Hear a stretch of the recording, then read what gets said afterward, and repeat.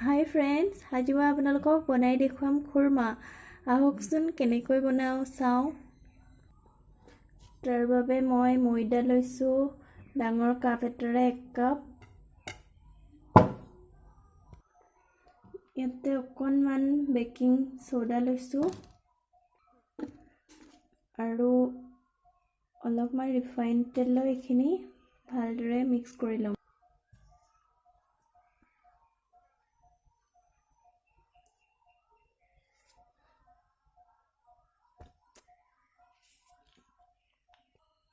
এতিয়া এইখিনি চাওক ভালদৰে মিক্স হৈ গৈছে।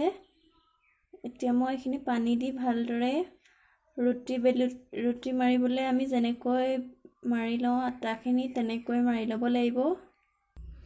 এতিয়া এইখিনি মই এনেকৈ মাৰি ল'লোঁ।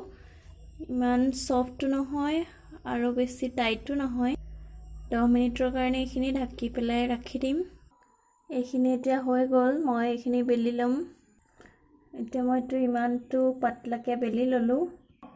এতিয়া মই এইখিনি এনেদৰে দীঘলকৈ কাটি ল'লোঁ। আপোনালোকে নিজৰ ইচ্ছামতে কাটি ল'ব পাৰে। কেৰাহী এখনত অলপমান ৰিফাইন তেল দি লৈছোঁ। এতিয়া ইয়াতে মই এইখিনি দি দিম লাহে লাহে। দি দিলোঁ গোটেইখিনি। এনেকৈ লাহে লাহে লৰাব। গেছৰ ফ্লেমটো মই একেবাৰে লোত ৰাখিছোঁ।